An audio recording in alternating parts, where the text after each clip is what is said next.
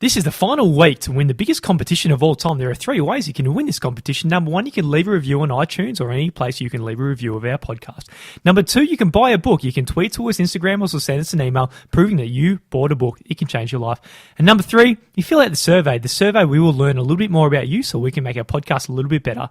Please go out and win this competition. You guys are all legends.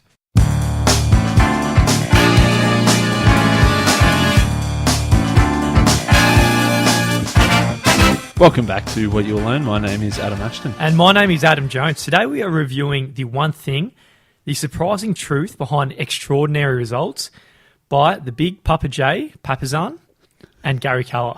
I like it. He is a big papa, that's for Absolute sure. papa, isn't he? We will be speaking to the big Papa sound. He's a Papa Joe.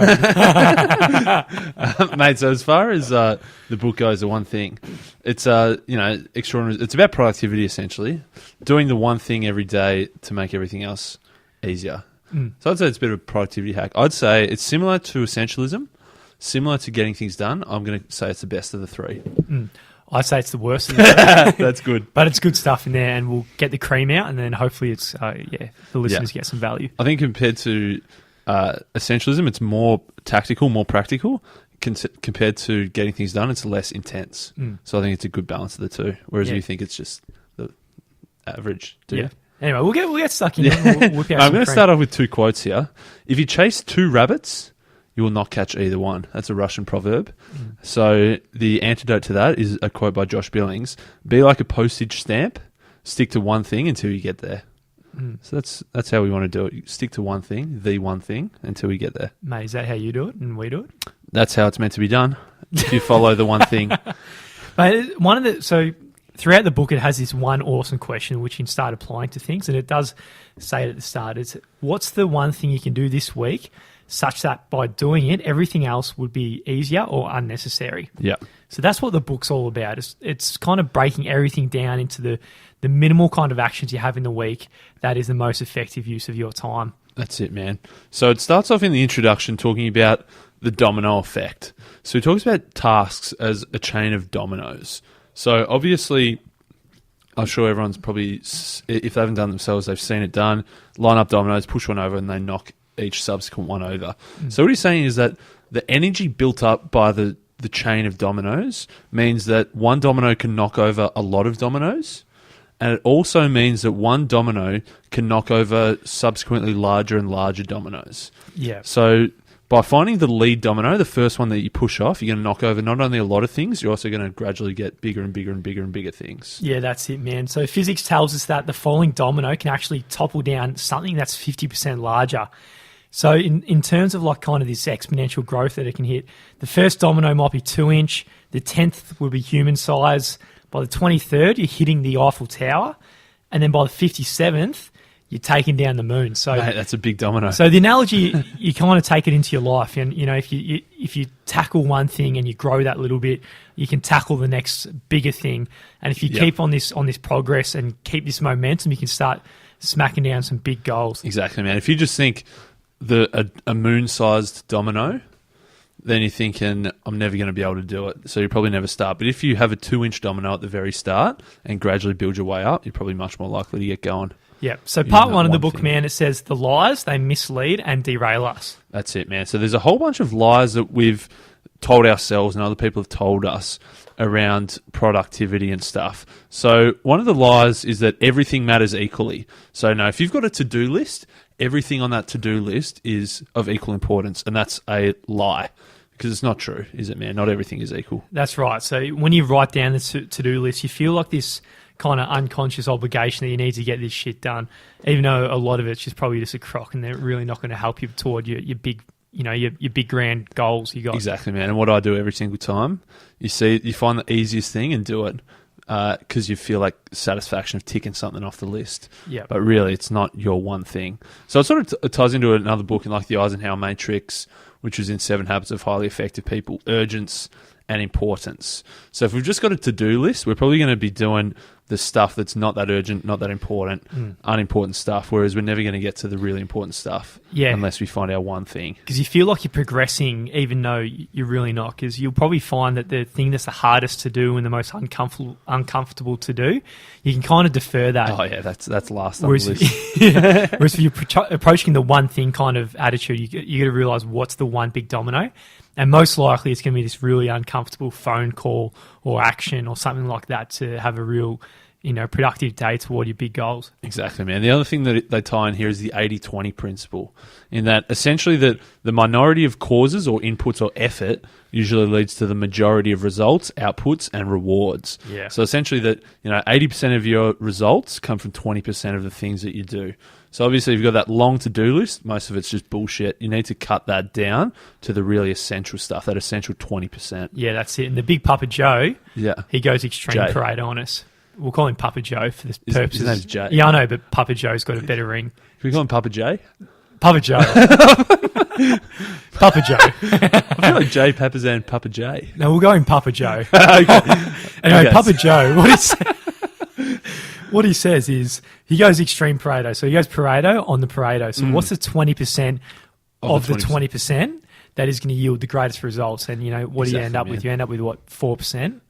Yeah. But he says 1%, I think. So well, you got another 20% of that. And then it's 0.8, but 1, yeah. Yeah. So anyway, what he says is that, if you just said, what's your one thing, you're probably not going to be able to get there. But if you make a to-do list of 100 things, your one thing is within that 100. So it's like, okay, within this 100, what's my top 20%?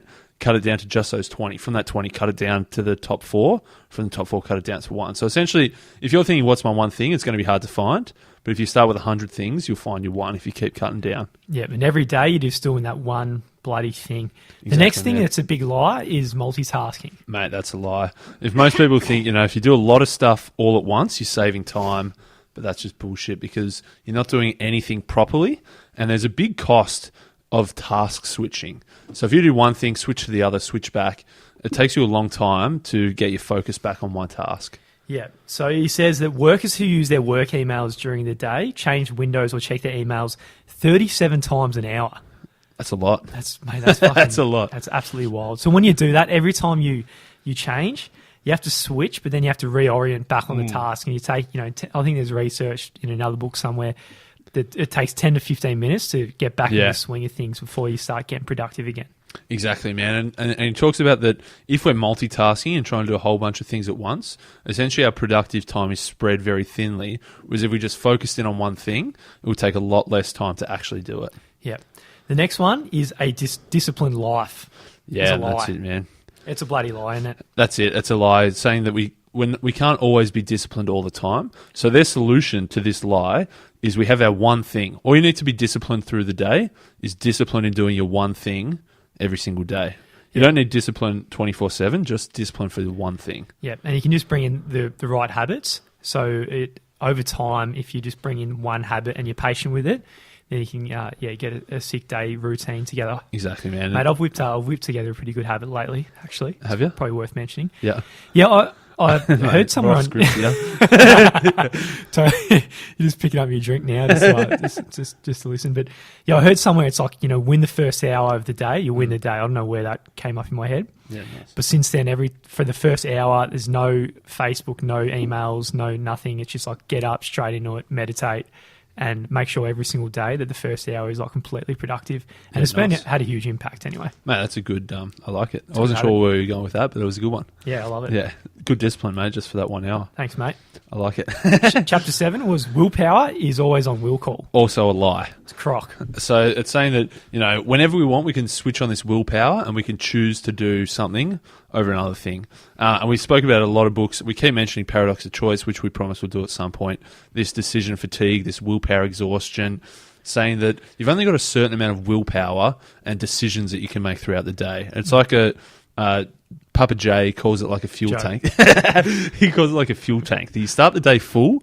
Every decision you make uses fuel. Yeah. And the only way you can fill it back up is rest, sleep.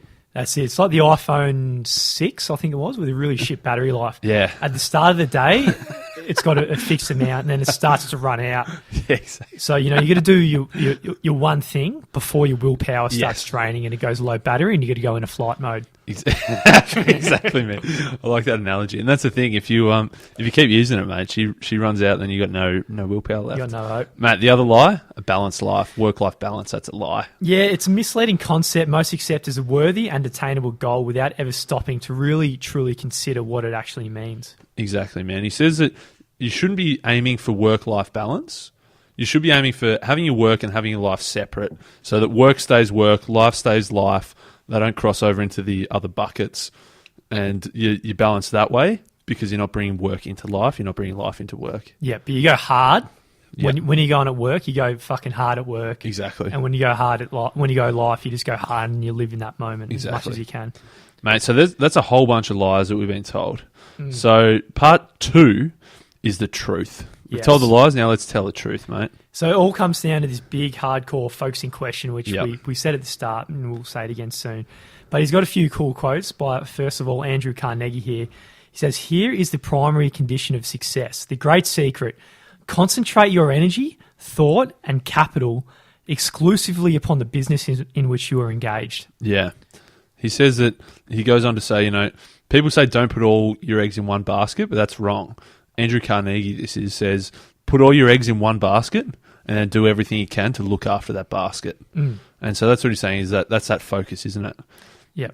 And the question is, what is the one thing I can do such that by doing it, everything else will be easier or unnecessary? Exactly. And that's our focusing question. Whenever we're lost, we come back to this focusing question to find our one thing.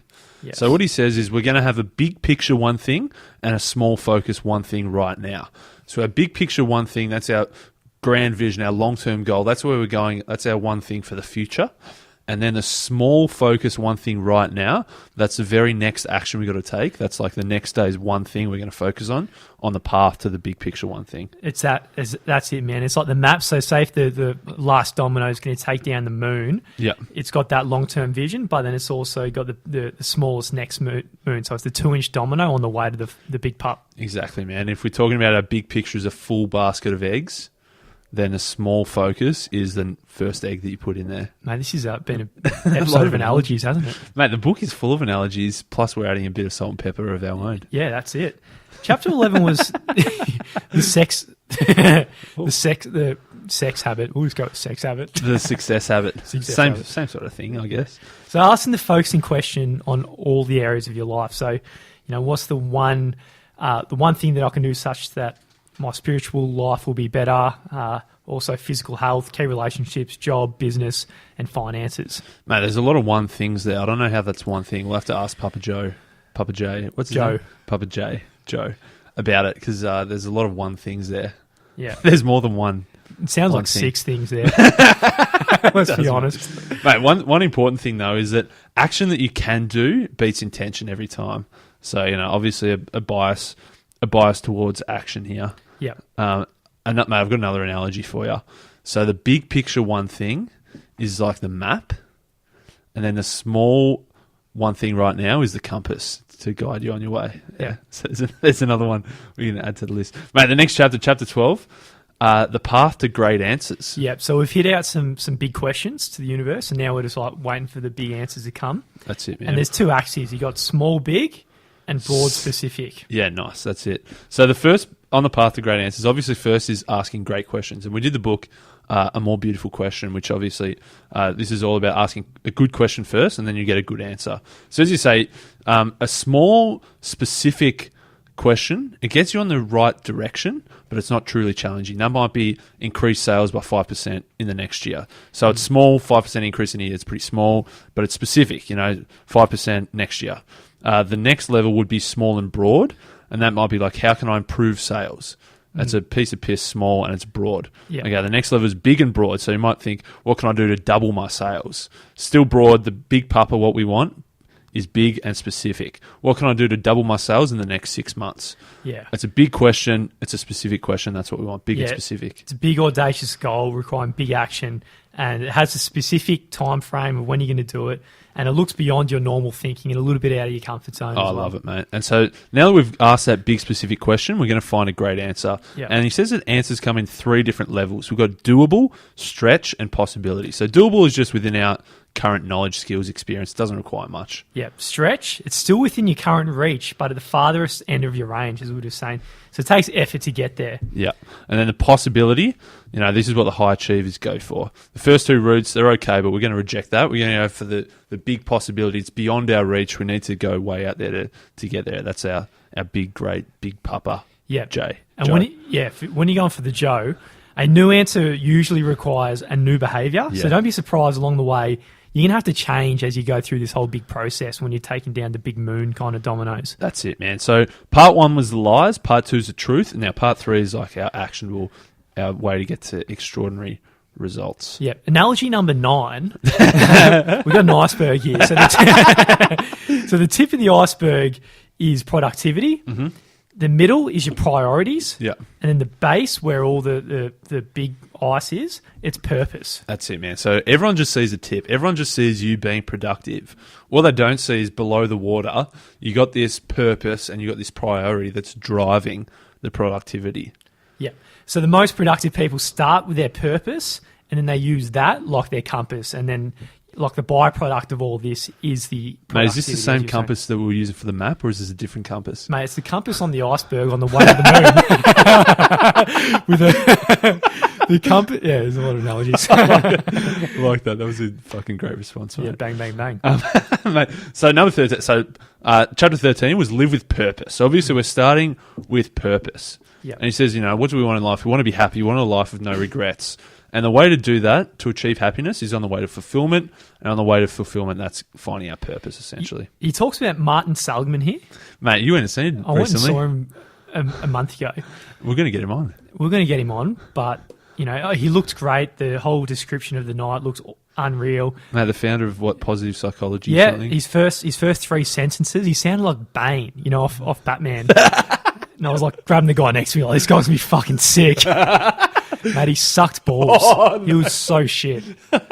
He was just full of shit, man. He was kind of like law of attraction-y kind of stuff. Yeah. So anyway, but I'm sure That's a shame. he's written some good stuff. He's in the 7 Habits and so forth, but Yeah, nice. bit of a crock. Mate, so this guy, now that we've really built him up to give us some knowledge, he's got 5 factors that contribute to happiness.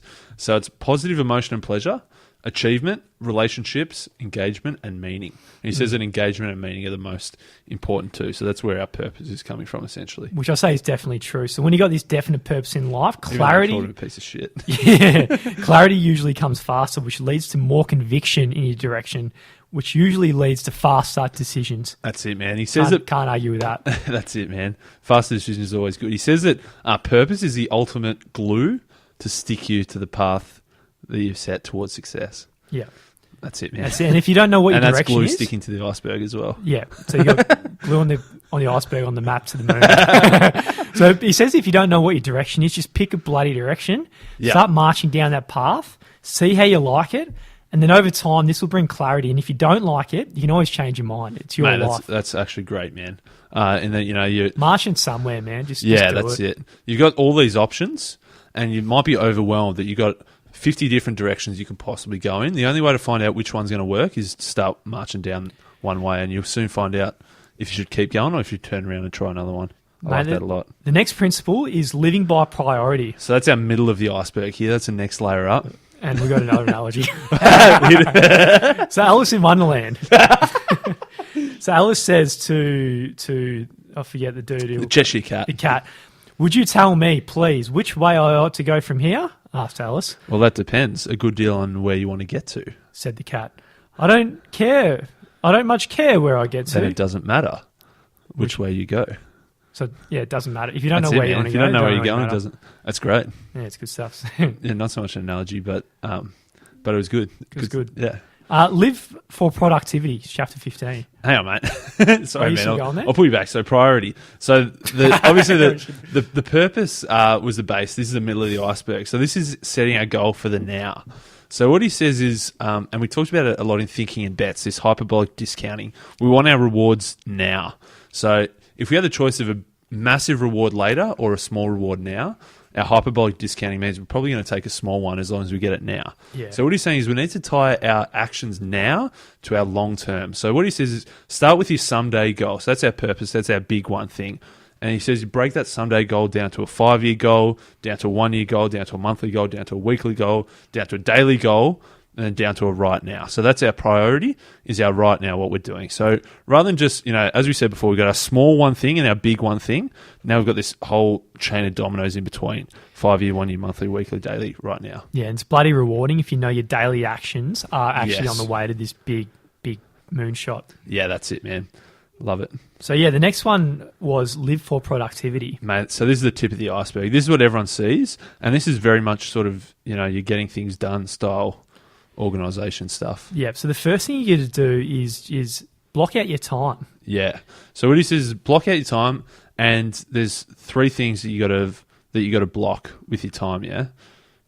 Yeah, is there? So, mate, the first thing you block is your time off. Yes. So for the start of the year, you block, I've got a mate's wedding on this weekend. I'm going to be away from Friday and Monday, and I'm going on a trip for 2 weeks. So block your time off first because you need that rest. Yeah. So by planning your time off in advance, you are in effect managing your work time around your downtime instead of the other way around. You got to keep this control over your bloody life. Exactly, man. And if you want to have that rest and downtime scheduled in. Otherwise, as you say, goes it's at the mercy of your work. So number 2, we block off our one thing. Yeah, so give yourself 30 to 60 minutes to sort out any morning ad hoc issues or whatever, and then focus achieving your one thing for that day first. Exactly. So his recommendation here is set a 4-hour block every day, and his recommendation might be, from 8 till 12. So you get up at 7, do whatever shit you got to do in the morning, and then from 8 to 12 is full-time one thing. Yeah. It is a big ask, and I'd say borderline impossible for employees at the very bottom of the chain. If you're self-employed, this is the way to go. If you're an employee, it might not be a 4-hour block. It might be a 20-minute block, or it might be a half-hour block to do the one most important thing. Yeah, as much as you can. Exactly. Number 3 was time block your planning time. Yeah, so he says that once a week, have a 1-hour planning sesh. So, it could be a Sunday afternoon at 4 o'clock getting ready for the week, or, Monday morning first thing. But what he's saying is, you want to plan your week of one things, essentially. So you're reviewing your annual and your monthly goals, and then you're using that review of your annual and monthly goals to form your next, week's worth of daily one things. Yeah. And then he turns it into a bit of a war analogy toward the end. So he says, protect your block. So build a bunker, store provisions, sweep for mind, meaning turning off your phone, your email and internet, and kind of setting yourself up for success there. Yeah. And enlist support. So tell people that when you're going out to do your one thing in this little bunker you got going on, don't disturb you. Let them help you work on whatever you want to work on. Exactly, man. I love it. So that's it, man. So with our productivity, we're blocking our time and then we're protecting our time, not letting any of these distractions creep in. Yep. So we've built our iceberg up from our purpose to our priority, and on the tip is just our productivity. Yep. So the next chapter is the 3 commitments. Yeah. So we sort of finished the one thing aspect of it. Now he's got, I don't even know how this ties in, man. But I was hoping you'd the 3 commitments. But anyway, the 3 commitments. 1 is the path to mastery. Yes. So, mastery seems intimidating at first, but if you go down that path, it starts to look a little bit more attainable. Exactly, man. And, he ties in deliberate practice, 10,000-hour rule, saying that knowledge begets knowledge and skills build on skills. So, on this path to mastery, it becomes easier and easier as you build up more and more and more and just keep trudging down this path. I don't think that's a word. Yeah, no, we'll go with it. Much. The second one's moving from E to P. Yeah, so he says E is entrepreneurial and P is purposeful. So the entrepreneurial way to attack productivity, entrepreneur is like, okay, here's a problem, I'm going to go chase it and fix a problem, or here's an opportunity, I'm going to run out there and fix this opportunity as quickly as possible using all my energy. But he's saying move away from that and move towards P, which is purposeful, which is obviously living from our purpose of the iceberg and, using that purpose to fuel us on this path to mastery. Yep. And the next one I really like, he said, it talks about Josh Foer's OK plateau. Yeah. So we reach a level of skill where we deem to be acceptable, and then we just switch off learning. And if you look around, man, there's so many people who do that, especially like definitely. Middle management levels are just like walking around like sardines on the way to work on a Monday morning. Mate, that's the thing. Once you get to that point where it's okay, then you stop. If it's bad, you're going to get to okay, and once you're at okay, it's a real. And it takes a lot of motivation to push beyond that plateau. Yeah, you got to get out of that autopilot mode, don't you? Exactly, man. And the third commitment is live the accountability cycle. So essentially, when life happens, when shit gets in your way, you either choose to be the author of your life or the victim of it. So you choose accountability or you choose the victim. Yeah. So the accountability, which is good, you seek reality, you acknowledge reality, you own it, you find a solution, and then you get on with it. That's it, man. The opposite is the victim. Is you avoid reality, you fight reality, you blame other people, you put up excuses, and then you just wait and hope for a cure. We don't want that, mate. Live accountability. Yeah, that's it. And then the four thieves. Again, mate, not sure how are you going to tie that? Yeah. Well, the four thieves is just a big thief is the inability to say no. So he says that saying one yes means you have to defend that yes with 1,000 no's. Just by saying, yes, I'm going to do this, there's going to be so many opportunities that pop up that you've got to say no to because you've got to commit to this one big purpose. The second thief is the fear of chaos. So when you block out your time and you're doing one thing and you're letting your priority 2, 3, 4, and 5 just fall by the wayside, there's going to be a bit of chaos coming in your life. So you're going to be comfortable with, I don't know, your girlfriend... sleeping with another dude. Oh, mate. Well, I guess number... Well, if that's not your priority, then that might happen. I don't know. I suppose, yeah. Well, lucky we just did last week, mate. We did 12 Rules for Life, the antidote to chaos. So luckily we don't need to worry about that fear. Yes. Mate, number 3 is poor health habits. Obviously, to commit to this one thing, doing this full energy at one thing every day, is you need to be healthy. Yes. And number 4 is the environment that doesn't support your goals. So if you're hanging around dickheads, then it's not going to be good for you, one thing. Exactly, man. The average of the 5 people you spend the most time with. So have a good environment in terms of place and a good environment in terms of people. Yep, mate. That's the one thing, mate. The big Papa Joe. That's not his name, but... It's Papa Joe. That's his nickname, is it? Yeah. Mate, so that's the one thing. As I said, I enjoyed reading it better than getting things done in Essentialism because it's smaller and more actionable, more specific, whereas you... Yeah, I liked it. It's just like one of those things, I think, after you've read a few of the books, there's not as much new things sometimes. So if you're hearing it for the first time, it's fantastic. Yeah. Right? If it's a third one, they're all pretty similar sort of stuff, I guess. There's some new shit in there. I really like the analogy of the dominoes. Yeah. It is true. Like as long as you focus on growing in whatever way, so making sure that your next domino is 50% bigger than your previous domino. Yeah. And the opposite of that, I guess, is hitting the okay plateau where you're just going for the same size domino. Yes. I think that's the biggest takeaway. Oh, yeah. And as long as you commit to bigger and bigger dominoes over time, as long as you're doing that, sooner or later, you're going to be starting hitting some fucking big dominoes down. I love it, mate. Well, we'll speak to Jay Papasan during the week and ask a few of these questions about the one thing. If you're listening to this as it goes up, you got just over a week to go to enter to win 50 fucking awesome books. Yep. You will get punched in the face many times 50 reading times, these 50 at books. least. 50 punches for 50 books. Minimum. Anyway, that's not the prize. The prize is the 50 books. So the way that you can win all 50 books, you got 3 ways to enter. Surprisingly, only 2 people have entered all 3 times. Most are just single entries, but you can fill out a survey, whatyou'll learn.com/survey. 6-7 questions, pretty simple. Yeah. The other way is leave a review. So we recently had a review on... Pause it for a sec. We'll get this up. So yeah, the dude... So he's obviously not the most articulate man in the world, but it says... by CHRDHSNS from United States of America. It says, can't listen to it yet. And then it says, I want to. I love the idea, but the first thing I see in the show description is a typo. Books should be books. This could be a great podcast, but that one little thing cast me down. Because we didn't spell it right. He hasn't listened to it, but he's given us a really shit review. The good thing is we can hang shit on him because he's not listening. So fuck him. Yeah, we need to bounce him off the last 3. It's pretty embarrassing. That's it. So we want you to give us a we review. fixed the typo though, so that was actually probably good. Yeah. Thanks. Cheers, children. And mate, the third way is to buy a book. Obviously, we want people to buy books and read books, and we love books. Hope you do too. So buy a book. and take a pic or whatever. Send it to us. Just Peaks, say tweet to us even, tag us on Tweet to us. Instagram with the Yep. photo, anything like that. And then, yeah, that's You're the way in. you'll be in. So as we said, only two people have entered all three ways. There's been a lot of entries as single, but get those numbers up. Yep. You can win 50 books. Yep. Big time.